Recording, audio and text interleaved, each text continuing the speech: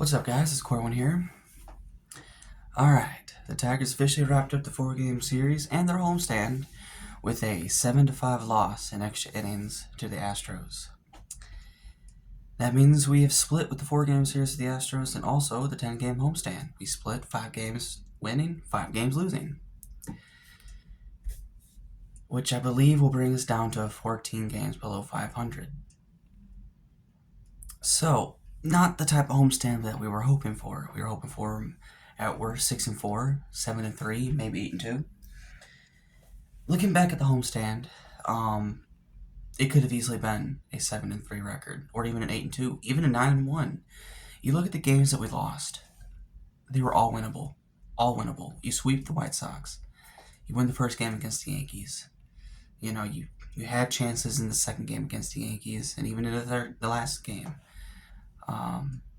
You lose the first game to the Astros. We lose 2-1. Pitching kept us in it, unlike the last couple of games. But offense just didn't show up. But then the next 3 games, the offense does better. We win 8-0, and then we blow a late lead in game 3, and then once again we blow another late lead today. So I mean, there were winnable games. We just didn't finish. We just didn't, get the job done. Here's my outlook so far, not only from this homestand, not only from this Astros series, but from the season as a whole. If you hasn't watched my first episode of this channel, where the title is I Went to Jail, I explain, what happened and stuff like that. But when I was in jail, it was kind of hard for me to keep up with the Tigers. Now, I had a friend who kept up with the Tigers, and same with my mom. She was watching the games, kind of telling me what's going on. If they were on, when they were in the playoffs, I was able to see some of them, or on national TV. I got to see bits and pieces of it, but I haven't been able to watch them like I have lately.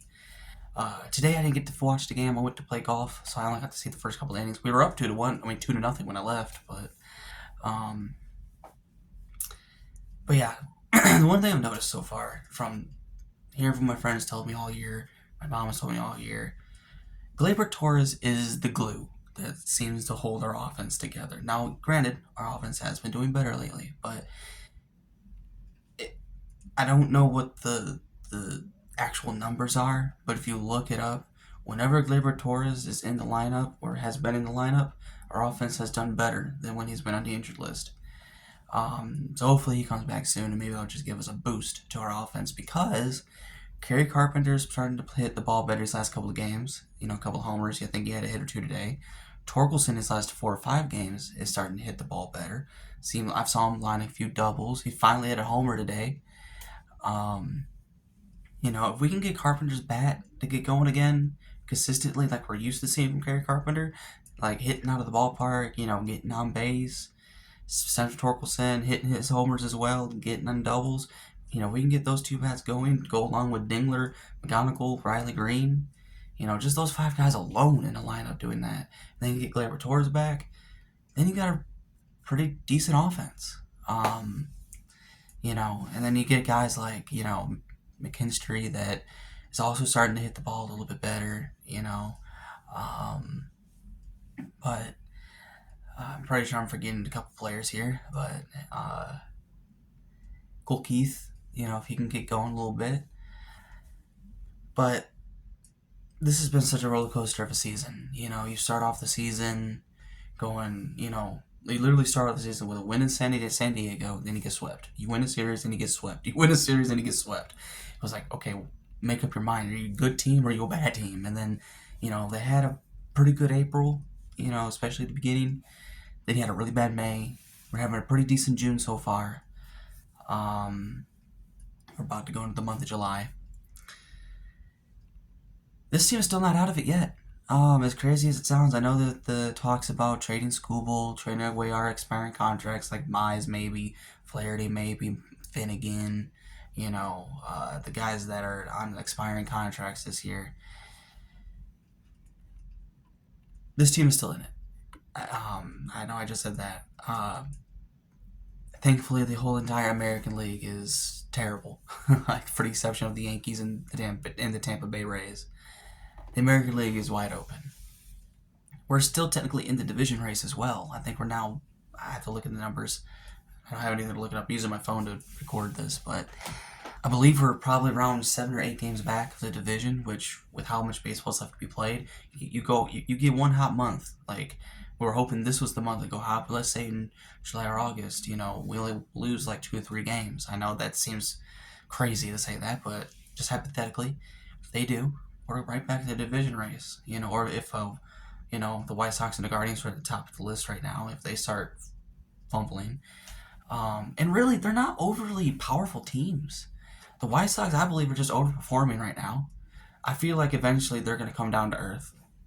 Um, you know, I'm not discrediting anything they've done, but I just think they're overperforming a little bit. And I think eventually, once it gets into the later the later summer, like into August and September, when it really starts to count, I believe that the inexperience on that team, because they're a younger team, they got some players out there that don't have a lot of experience. I feel like they're gonna start coming down to earth. But hey, we'll see. I mean, you never know. The Guardians, they have Jose Ramirez out still, I believe. I don't know how long he's going to be out for. And that's a big hit because he's a really good hitter. One of the best in baseball, one of the best third basemen in baseball. So yeah, the division's not out of it yet, but especially the wild card. I mean, even with today's loss, I mean, I don't know what the Blue Jays did today, but Blue Jays haven't been doing that well lately either, and they're the ones holding the last wild card spot. Now this was a big series because the Astros are also ahead of us. Same thing with the Athletics and the Guardians, and I think the Rangers. I could be mistaken about that one. But I think we're like 5.5, 6 games back, which is not insurmountable for us amount of, for the amount of baseball that is left.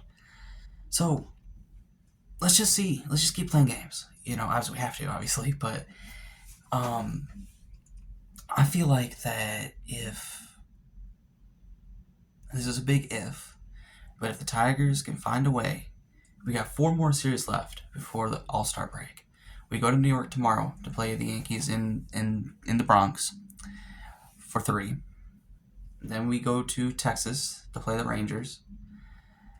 And then we come back home for a 6-game homestand versus the Athletics and the Phillies. If we could find a way, and this is a big if, but if our offense continues to be what they've been these last 3 games, and our pitching kind of settles itself down, stop putting Vest in the 8th inning. I would like to see that. Stop putting Will Vest in the 8th inning. I saw this statistic. I don't know how true it is. I didn't actually see it on paper, but I heard about it that apparently Will Vest, whenever he pitches to 9th, he has like a 1-something ERA or a low 2. And then he has like an 8 ERA when he pitches to 8th. And then Kenley Jansen, whenever he pitches to 9th, obviously we know his struggles in the 9th, but whenever he pitches outside of the 9th, which is either the 7th or the 8th, his ERA is around 2. So I'm thinking to myself, okay, got a guy who does better than this, why not flip him? But I can also understand why Hinch goes with Jansen a lot in the 9th, because no matter what Jansen does this year or the remainder of the year, he's a first ballot Hall of Famer as a closer. He's going to be known as one of the best closers in baseball. But obviously, Father Time looks like it's starting to catch up to him. Will Vest, I don't know what the hell's going on with him this year. I mean, last year he was one of the best relievers in baseball, and this year it's just he's batting practice. He used to be what Jack Flaherty was when he started, but I think Flaherty was still a better pitcher in his worst than Phil Vest is. I would trust Flaherty in an 8th inning than the Flaherty in the beginning of the season in 8th inning than a Will Vest right now. But well, I want to play Finnegan more. I don't understand it. I really don't. And if you guys have an argument for it, then I would love to hear it. But I just don't understand why you have a reliever that has had a sub 2 ERA or a low 2 ERA for the whole season, and you don't pitch him in the 8th more, or pitch him in the 9th to get a hold to keep you tied or down 1. Instead of putting in guys like Drew Anderson, which don't get me wrong, has been pitching a lot better lately, or Summers, also decent pitching lately, but these are not high leverage guys. Or a Jansen, who obviously we know what his struggles are. I would much rather have Finnegan in a tight pressure situation than a Jansen or a Vest. I want to give him. I wish we can give him more pressure innings because I think he's earned it. I think he deserves. Can I speak? I think he deserves it because again, he's executed 9 times out of 10. He goes out there and he executes. Sometimes he gets a little ugly, but he finds a way to gets himself out of it most of the time. I don't know. That's just my opinion. I feel like that we should play Vest a little bit more, or not Vest, Finnegan a little bit more. But overall, I still want to have faith in this team. I mean, I know I'm a fan of them, and I'm a little biased and maybe a crazy fan, but there's still a ton of baseball left to be played. There's still a ton of baseball left before the August 3rd deadline. And I said it in a few videos before. If we're still within 6 games or less of a playoff spot, whether it's the division or the wild card or less, we need to be buyers. Not strong buyers, not go after like Mike Trout or Aaron Judge or anything like that. No. But maybe go after a reliever or two, a cheap reliever, someone who's pitching better, someone who you can put in place of Vest or in place of Jansen, or maybe keep Jansen, just find yourself a better closer, put Finnegan as the closer spot, find 1 or 2 more relievers, because that is what's killing us right now lately is the pitching. Started pitching, not so much. It's the bullpen. It's the bullpen not being able to hang on to leads late in games, not being able to get that third out. I don't know how the runs were scored from the Astros today because, again, I was playing golf. I didn't get to see the games, but I know that the game prior, yesterday's ball game, they scored 3 runs on 2 outs in the top of the 8th. 3 runs with 2 outs. That was Will Vest. I mean, and also I saw them get a run or 2 on 2 outs again earlier in the game. You get the first 2 outs quickly, and then you start allowing walks, allowing base hits, and I was like, okay, get the 3rd out. Like, come on. So I wouldn't mind going after a reliever or 2 just to kind of stabilize our bullpen, because if we can stabilize this bullpen, no matter how we do it, and our offense starts to be a little more consistent to what they've been doing in the last 3 games, the Tigers can make a turnaround. They're not incapable of it. This team is still a good team.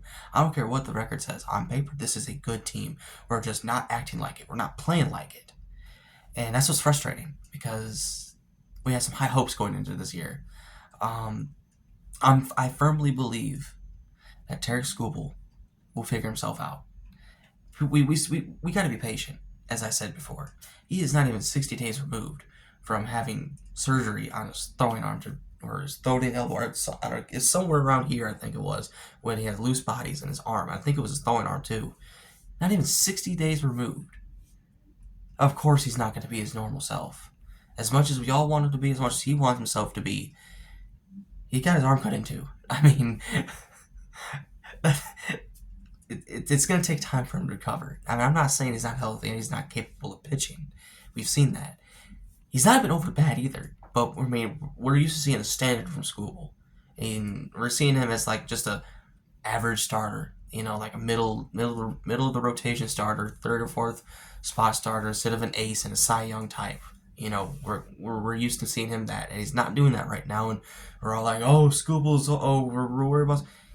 I mean, he's still keeping you in the ball game. He may not be his dominant self, yeah, but he's still going 5 or 6 innings, and he's still keeping you in the ball game. But I'm fairly certain he'll eventually, as he gets more starts, as the time goes along, as it gets longer from that surgery date, he will start becoming the more dominant Skubal that we're used to seeing. We got Flaherty back today, and he pitched well, very well. He wasn't the reason why we lost. Even before the injury, Jack Flaherty was starting to pitch better. So if we can get him to start pitching like he has been his last few starts before the injury and now today, we can go to a 6-man rotation. With Skubal, Valdez, Mize, Flaherty, Melton, and Montero. Not in particular order, but those are the 6. Because Montero and Melton, I think they deserve spots in this rotation. They have proved. Montero and Melton are basically unhittable right now. And it's tough to hit against them. They need to still be in the rotation. Obviously, having Flaherty back, you're not going to pull him in the bullpen. Not by the way he's pitching lately either. Glad to have him back. Valdez, I mean, if you had to put one in the bullpen, it'd probably be Valdez because he's the worst out of the six. But either way, Valdez is still an inning eater. I mean, even if he allows 5 or 6 runs or 4 runs, it sucks. But he's a guy that's kind of like this year, like when we had Eduardo Rodriguez, inning eater, saving our bullpen. And just hopefully our offense shows up that day. Now, I'm not saying Valdez is not an incapable pitcher. He's a good pitcher. He's just underperforming this year. And we signed him to a multi-year deal. Who knows? Maybe next year he'll be like a Cy Young candidate. Who knows? You never know. But Valdez is a good pitcher. I want him in rotation still. Because, again, he can go 5 or 6 innings easily, saving our bullpen a little bit. And sometimes that's important to save your bullpen. So, yeah, I wouldn't mind going to a 6-day rotation. A 6-man rotation because it'll give each guy an extra day rest. Maybe it'll start limiting to injuries, be a little more fresh, and that might bring better pitching. You never know. But yeah, I'm excited to get Torres back. I'm excited to see what we do with the rotation. I don't know when Torres is coming back. I don't think it's that severe, but I know Hinch wants to be cautious with him. But he was only put in the 10-day, which has been past the 10 days. Because I think he went on the 17th of June or around there, and it's past the 10-day mark. But yeah, I want to see how we respond. I mean, we just played the Yankees. Now we're going to New York. And New York just had a horrible series against the Red Sox. I don't know if they won today, but I know they lost like the first 3 against the Red Sox. So they did not play well in Boston. And that's their rival. So they could be coming in pissed off how they played. So that could be good or bad for us. Who knows? But we got Casey Mize on the bump tomorrow. It was supposed to be Skubal, but with Flaherty coming back, we just bumped everybody down. You got Mize tomorrow, Skubal Tuesday, and then whoever's after Skubal is going to be on Wednesday. I believe it is Flaherty. I believe it is. Let's see.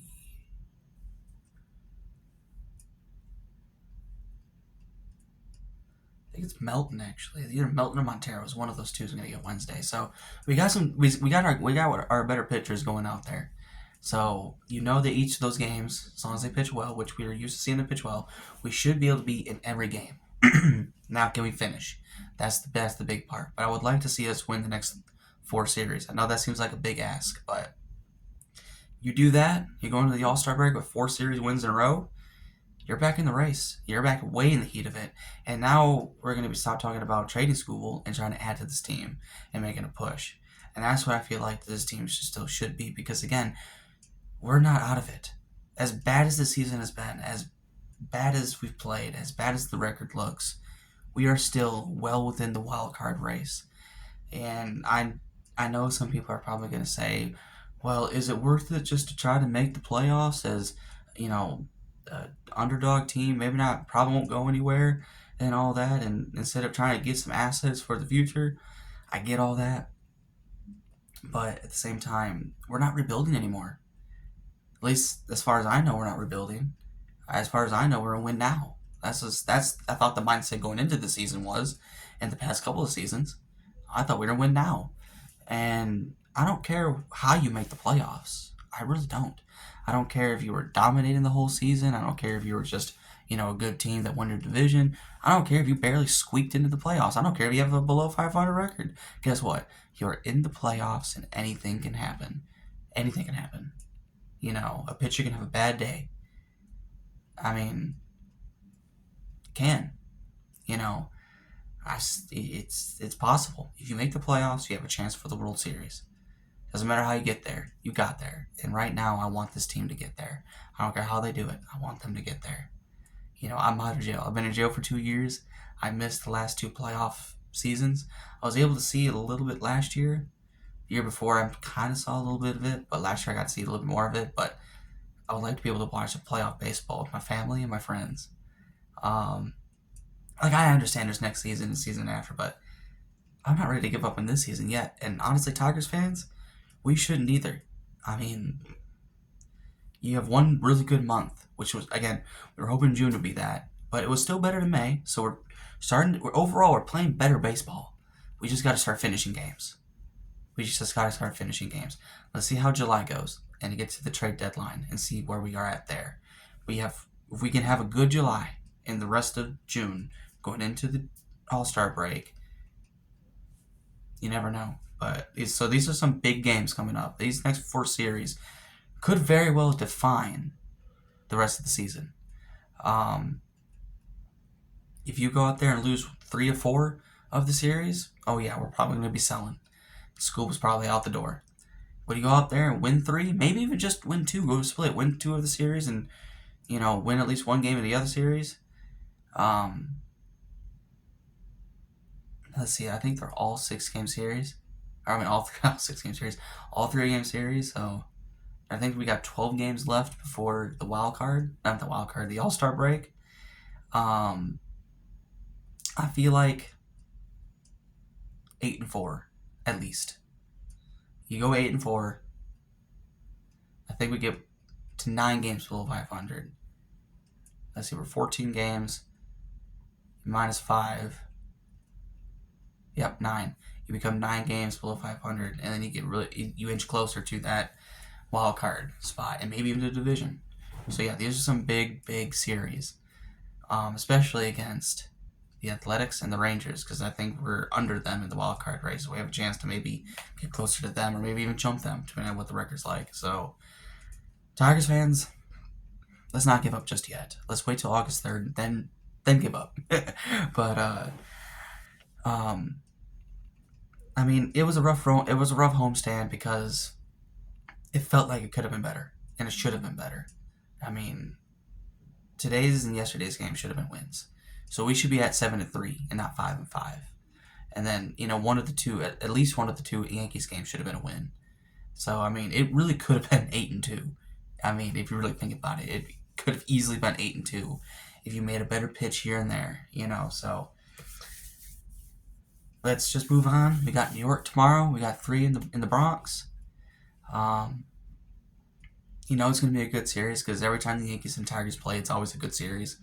You got two of the oldest programs in the major leagues in the Yankees and Tigers, storied franchises. So it's going to be a good series. But what I want to see these next few series is Carpenter back? Is his bat back? Is Torkelson's bat back? Because they've both been hitting the ball better these last few games. I know it's been a small sample size for Carpenter, only 2 games, two homers in a row, one in each game, and then today I think he had a hit or 2. Torkelson had a homer today. He had a big hit yesterday. He's been hitting the ball a little bit better. He's walked a couple of times. Obviously, Riley Green is still one of your better hitters. McGonigal has been a bright spot this year. Same with Dingler, who, in my opinion, should be in the All-Star game. I don't know how he can't be in the All-Star game with how he's been this year. I tell you, if he was on any other team, he would have been the All-Star team. But because he's on the Tigers, we get no respect. Now, granted, we haven't earned the respect because of how he played overall as a team. But individually, Dylan Dingler has been one of the best catchers in baseball, not only defensively, but offensively. McGonigal also should make the All-Star game, too, for the way he's been going. At the very least, he should win Rookie of the Year this year. If he doesn't win Rookie of the Year this year, and he doesn't cool off, he continues to do what he's been doing throughout the whole season, I'm just going to say, you know what? It's not real. Because McGonigal should be the AL Rookie of the Year currently right now, unless he falls off, which is possible. But if he continues to do what he's been doing, he needs to win Rookie of the Year. As for Dingler, he needs to be in the All-Star game. I don't care what needs to happen. Other than injuries, I don't want anybody to get hurt. I don't like seeing people get hurt. But other than that, he needs to be in the All-Star game. He really does. We need to find a way to get Dylan Dingler at the very worst in the All-Star game. My top 3 Tigers I would like to see in the All-Star game is Dylan Dingler, Kevin McGonigal, and Riley Green. Those 3 guys, I feel like, out of the players on the Tigers, I feel like they deserve the most. But let me know what you guys think. Let me know what you guys think about the Astros series, and let's get ready for New York. Alright, guys. Don't forget to like, subscribe, and peace out. Close up my mouth.